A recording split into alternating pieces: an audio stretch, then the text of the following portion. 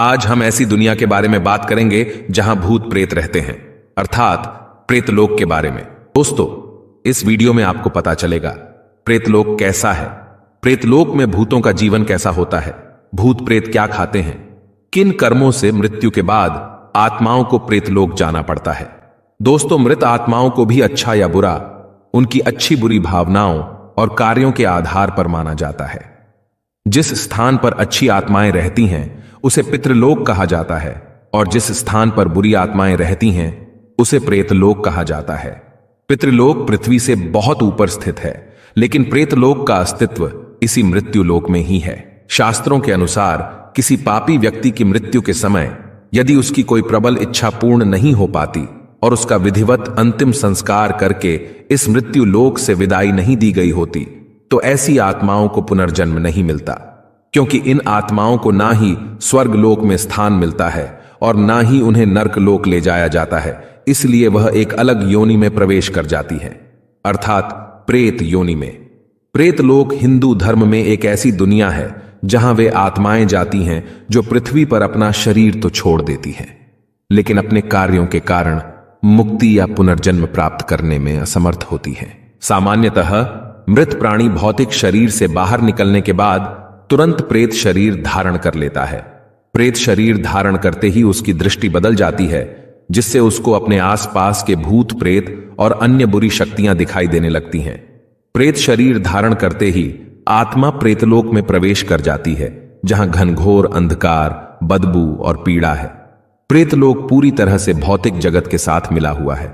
घोर अंधकार का वातावरण होने के कारण प्रेतलोक की तुलना नर्क से की गई है। उस लोक में न तो सूर्य की किरणें पहुंचती हैं और न ही चांद तारे दिखाई देते हैं, जैसा कि नर्क में होता है। प्रेतलोक में भूत प्रेत बहुत अकेले होते हैं, उनसे बात करने वाला कोई नहीं होता। उनका ना तो किसी और पर नियंत्रण होता है और ना ही उन पर किसी और का नियंत्रण होता है। प्रेतलोक में कोई नियम नहीं है, कोई समाज नहीं है। वहां भूत प्रेत अपनी अतृप्त इच्छा और मुक्ति की तलाश में इधर उधर भटकते रहते हैं।